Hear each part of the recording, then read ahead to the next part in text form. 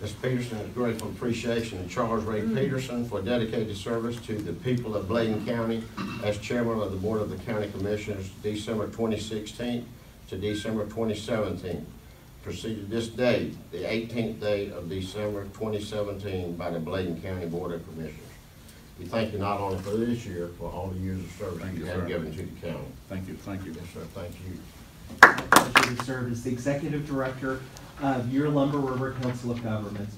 We're delighted that Bladen County is one of our county members with the COG. Mr. Peterson represents the county very well on our Board of Directors as well as the Executive Committee. What I wanted to come out tonight is just to come out, introduce myself. I know I met several of you when I was serving as the COG's Aging Administrator.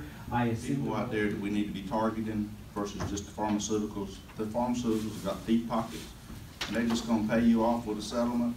Attorney's going to get a third of it, and if they're going to take that money and do it like the Backer Trust Fund and do drug rehab centers and things like that, then it will really make a difference. But if we do this, we need to be looking at doctors and pharmacies and people like that that are not listed in this lawsuit if we're going to make a difference in opium abuse in Bladen County.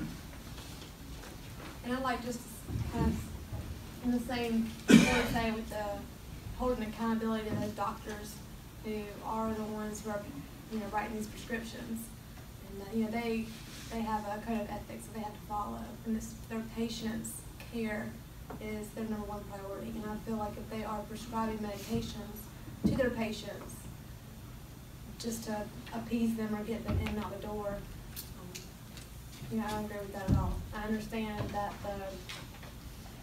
it's not just the doctors, it's not just the manufacturers, but it is a full circle, and right on down to the actual individual themselves. But again, I'm not against this at all, but I think that it needs to kind of look towards more, expanding it, not just the manufacturers.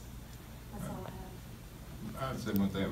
I've kind of dealt with the opioid crisis, and I've kind of tried to figure out, when we looked at the litigation, is who to target it. But when you look at it, I'm thinking that it's very broad based, because the federal government, the governmental structure, legislature, they the one who ran the FDA to the federal government to approve that drug to be marketed. They were they did the lobbying all through the federal government. So we need to find out a boundary that we don't sit to target who you're going to target, because it started at the federal government. They made all this stuff available. They're the one who approved it. The past administration, they did all this approving and lobbying, and everybody coming through and proposing and selling and marketing. Now you got an epidemic. The doctors were just following a pharmaceutical drug that was approved by the FDA, the federal government. So my thing is, we need to go back to where it originated from, and I'm kind of saying the litigation needs to start with the manufacturer, cut off the source. That's just my feel about it. Just cut that source off, and so we get back to those guys, and they'll stop lobbying the federal government and the legislators to have this drug in circulation.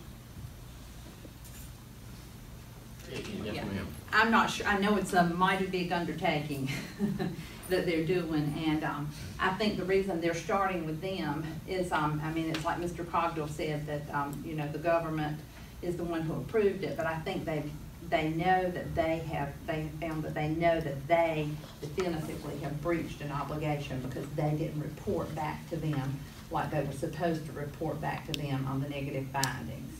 Yeah. And I don't know, I can't speak for exactly what will happen in regards to the other sector.